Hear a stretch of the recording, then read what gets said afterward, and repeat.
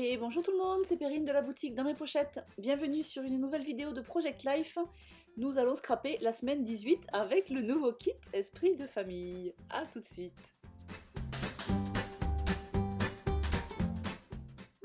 Je n'en pouvais plus d'attendre de pouvoir scraper cette collection avec toutes ces jolies couleurs et tous ces visuels intemporels qui passent partout. Enfin, vous allez voir, c'est génial.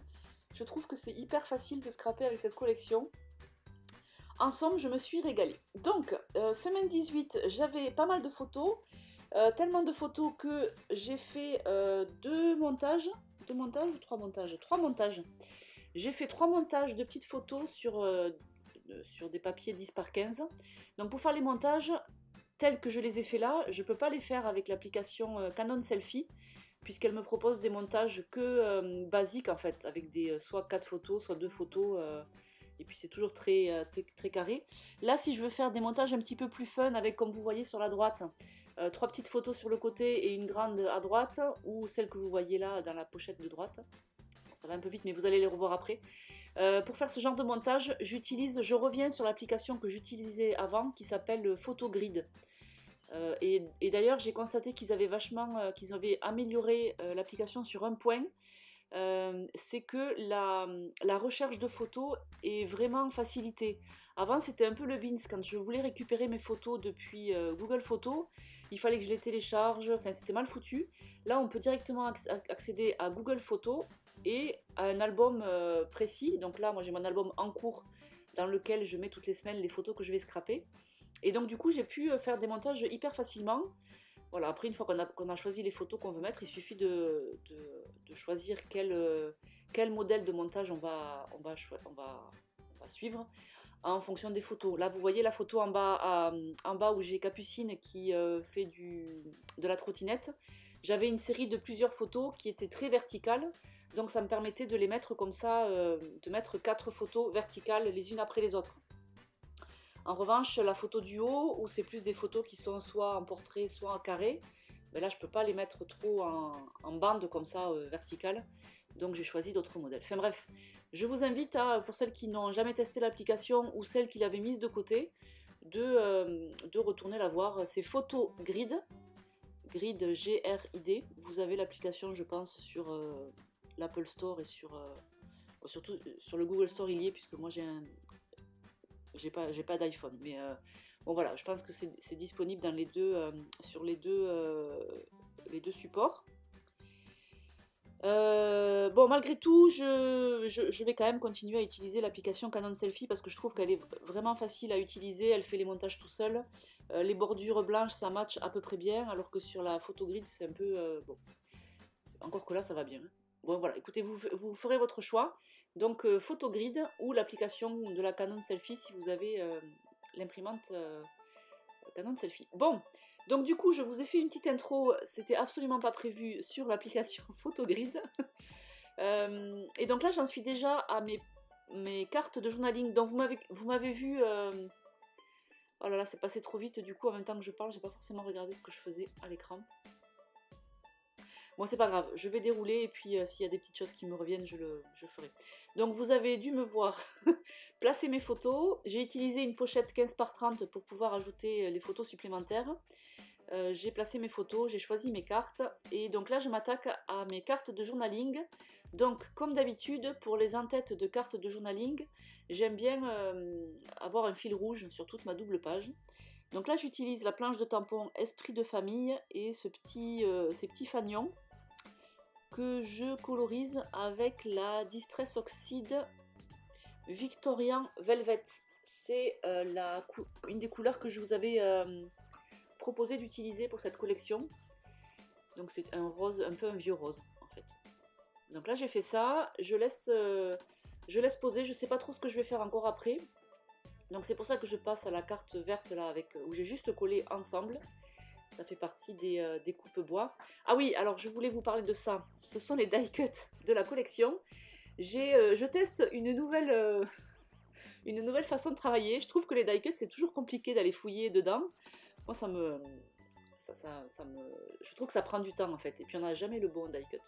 Donc là, ce que j'ai fait, c'est que j'ai découpé. Vous savez, celles qui étaient abonnées au kit jusqu'à l'année dernière, j'utilisais des pochettes plastiques 30 qui mesurent 35 par 45, je crois, quelque chose comme ça. Enfin bref. Donc c'est les pochettes plastiques que j'utilisais pour mettre les kits. J'ai découpé sur 3 côtés.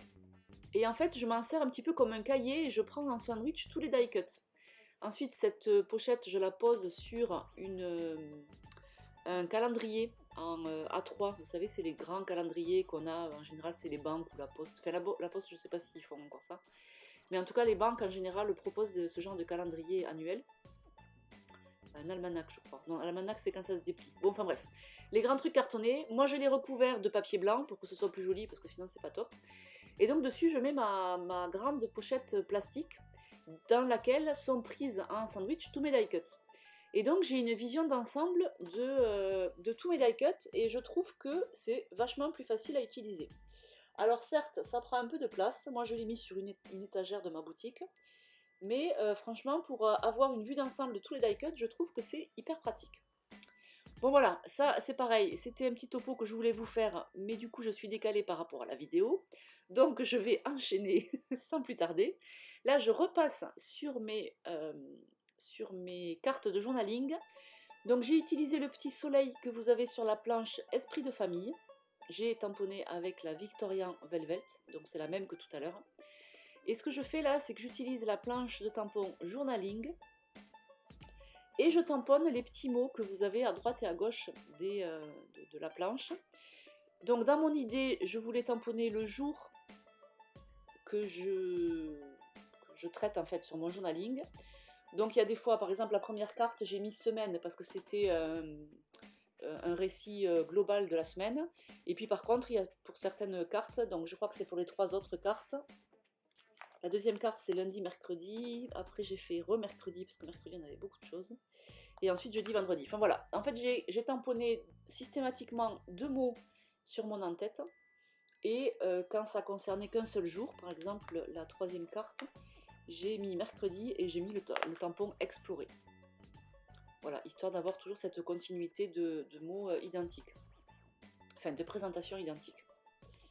Ouh là là, je pensais pas que j'avais autant de choses à vous dire aujourd'hui. Donc voilà, je vous ai parlé des cartes de journaling. J'utilise, vous avez vu mon petit nuancier qu'il faut que je complète parce que j'ai pas encore toutes les couleurs, mais ça me permet de choisir très facilement les couleurs que je vais utiliser pour tamponner ou pour colorier, c'est pas mal. Et ensuite, ben, voilà, on va dire que le plus gros du boulot, ça a été, comme souvent, ça a été de personnaliser mes cartes de journaling. Et là, maintenant, je passe aux petites décos. Donc, j'y vais très simple. Donc, vous voyez, c'est hyper pratique. Vous voyez, je soulève le plastique. Et comme tout est pris en sandwich, ça ne bouge pas. Et je peux manipuler cette planche de die cut très facilement. Et surtout, j'ai une vue d'ensemble. Et ça m'évite d'aller chercher dans mes petites boîtes. Enfin bref. Donc là j'ai fait très simple. En haut, la carte avec le vélo, j'ai juste tamponné Super Famille, qui est sur... attendez, je vérifie. Oui, c'est Super Famille. Qui est sur la planche de tampon Esprit de Famille. C'est avec j'ai tamponné avec la Seedlet Preserve. Ensuite, le rond vert, c'était un rond chipboard. Et là, sur la carte en bas, qu'on ne voit plus maintenant, j'ai utilisé le die cut parfait. Et j'ai tamponné et collé un peu stickers. Voilà, voilà. Donc, au niveau du combo, je suis restée sur majoritairement du vert et du rose. C'est un peu mon combo chouchou. Je crois que je vous en ai déjà parlé la semaine dernière. Ce combo, tout me va. Quel que soit le vert, quel que soit le rose, je trouve que ça match avec tout. Et enfin avec tout, tant qu'on a les photos à peu près adaptées. Mais là du coup vous voyez j'avais des photos colorées avec les photos de graphes on était à Toulouse en fait le lundi, et donc j'ai pris des photos des graffitis qu'il y avait je trouvais ça magnifique. Bon là il y a pas mal de roses, donc finalement ça allait bien avec mes cartes roses. Voilà, donc je reste sur ce combo vert et rose. Dans le kit Esprit de Famille, vous avez aussi de l'orangé, vous avez du violet. Je pense que je les utiliserai un petit peu plus tard, mais voilà, là je suis restée sur ces 2 couleurs. Ah zette, qu'est-ce que je parle? Je crois qu'en plus ça va bientôt arriver et j'ai fait un non-stop. Et puis voilà, et puis je continue à à coller mes die cuts. Et je vais finir comme d'habitude avec la carte de titre, mais je reprends mon souffle, à tout de suite.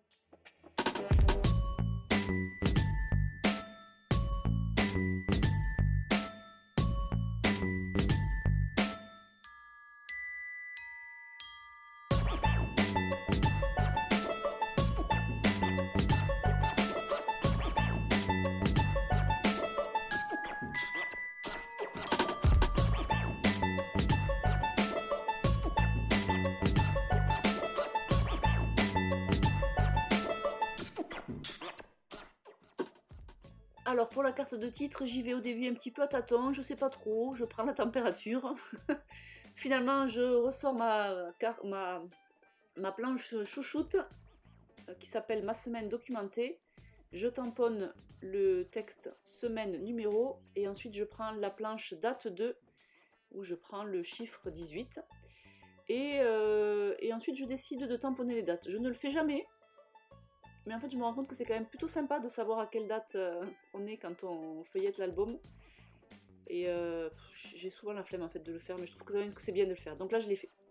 On verra si je le fais les semaines suivantes.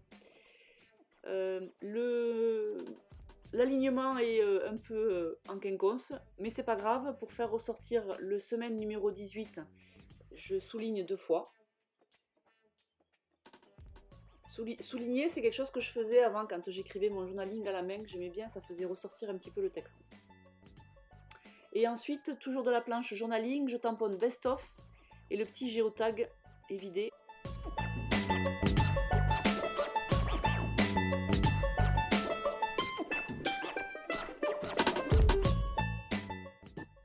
Et voilà, on arrive à la fin de cette vidéo. Je vous laisse avec les photos qui ne vont pas tarder. J'ai rangé ça dans mon album. Je ne sais pas où vous en êtes, vous, de votre album, mais moi je pense que les 6 mois vont être parfaits, vont rentrer parfaitement bien. Vu l'épaisseur que j'ai actuellement, je pense que ça va le faire. Je vous souhaite un beau... Ah oui, c'est un week-end prolongé. Profitez-en bien. Scrapez, baladez-vous, je sais pas ce que vous allez faire, vous me direz. Nous, on reste à la maison, on n'a rien prévu de bien transcendant. Peut-être ça va dépendre de la météo. Balade dans la montagne noire ou dans les Pyrénées, ou jeu de société. On verra. En tout cas, passez un beau week-end et je vous retrouve très vite pour la suite des aventures de Dans mes pochettes. Ciao, ciao!